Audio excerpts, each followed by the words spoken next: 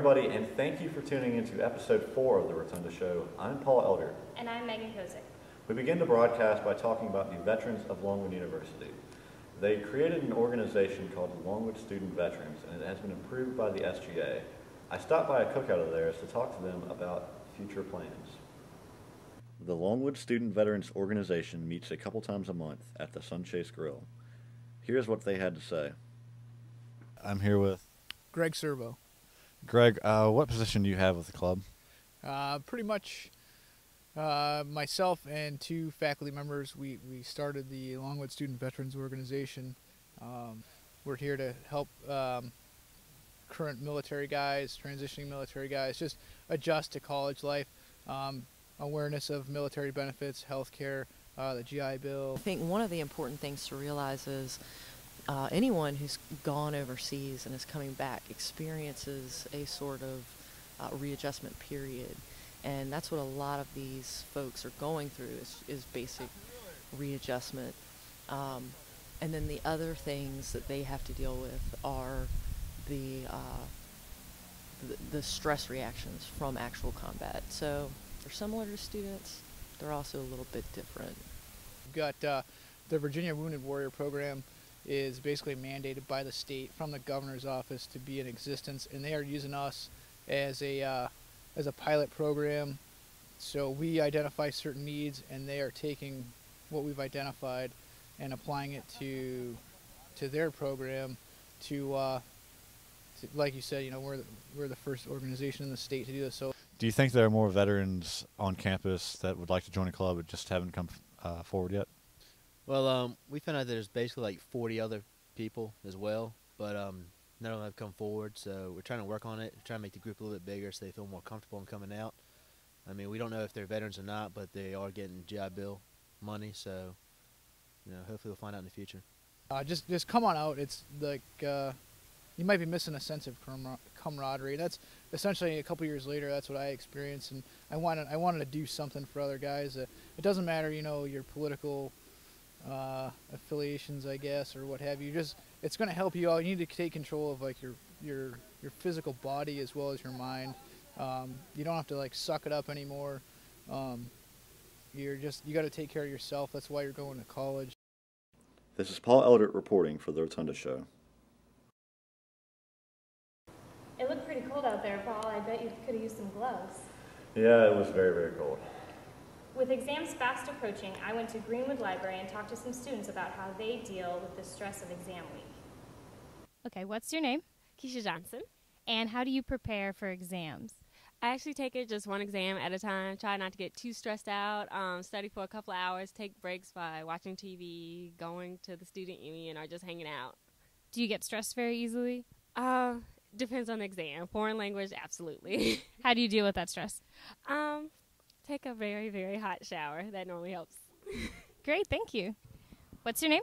My name is Andrea. And how do you prepare for exams? The basic study, eat right. Something like that. It just involves lots of cheese doodles, pizza, crackers. The healthy foods. Basically it. And do you get stressed very easily? Not very easily, but when you let it all pile up, like the procrastination and everything hitting you all at once, then it gets me. So how do you deal with that, with stress? Sometimes just take a nice shower, or my favorite method is procrastinating, where you go and you just run around your room and clean everything up, and it gets you like a calm space to work in, and it kind of gets you moving around, so it makes your blood flow, which helps your brain function. So, great, thank you so much. You're welcome. What's your name? Joshua Davis. And how do you prepare for exams? I take it one exam at a time. I normally just start. I don't know. I really don't know. I just do it. Just taking one exam at a time. Do you get stressed very easily? Not too easily, which is why I take it one exam at a time. Great, well, thank you. Well, they are much smarter than procrastinators like me. In other news, the Longwood student newspaper, The Rotunda, has become more popular than ever. Here's a behind-the-scenes look at how the paper gets put together. Not a lot of people know about the work that goes into the paper, causing long nights for the staff. Editor-in-Chief A.J. Caritas explains the first few steps of laying out the paper.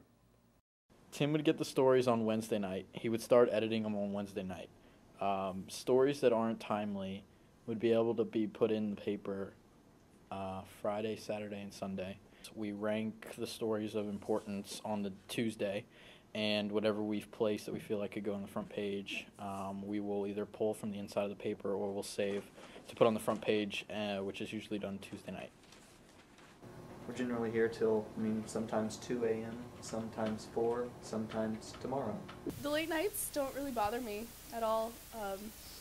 I sleep a lot during the weekends, so I tend to make up for it. And I don't have classes at all Tuesday and Thursday, so I usually stay in bed those days. Because the Rotunda editors basically live here, let's take a look at see what's in their fridge.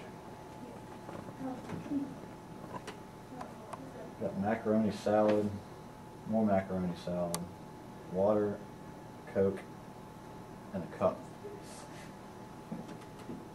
There's nothing in the freezer.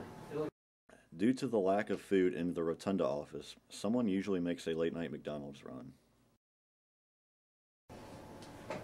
As the new guy, I am making the McDonald's late-night pickup tonight.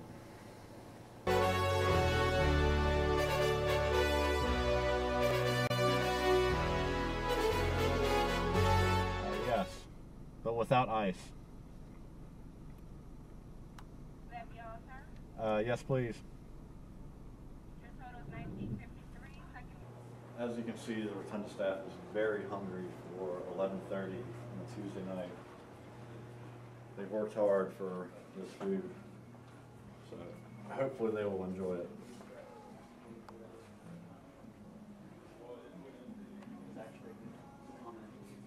I come with a free drink. After getting their less than nutritious pick-me-up they needed, the staff gets back to work. I like these guys. It's 1:40 in the morning, and we're currently listening to music to keep from going insane. Music doesn't work for everybody. They each have their own method of staying sane, even if it looks a little insane. Took a video, and you saw what was on the screen, and now you see what's on the screen. That's what happens when your computer freezes right in the middle of the page, and all your work goes bye-bye. So we'll redo that page over again, just like we do once about every week. If you do the jazzercise. It's 2:30 in the morning, and the editors are going strong, listening to music and doing their work with Facebooking. So, starting to get a little sleepy, I'm not gonna lie. Make that smaller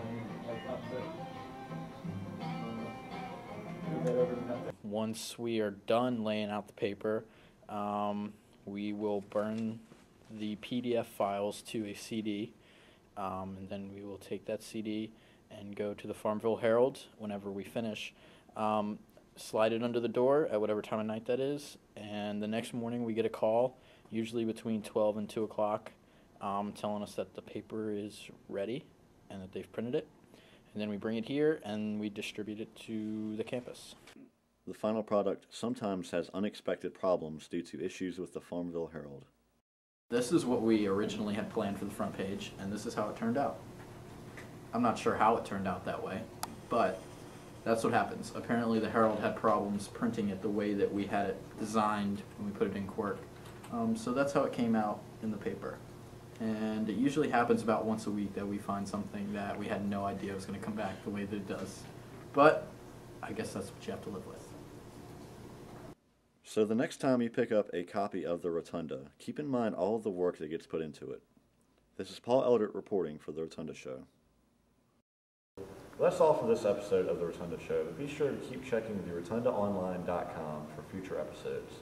Also pick up the current issue of The Rotunda on newsstands today. Happy holidays and good luck on exams.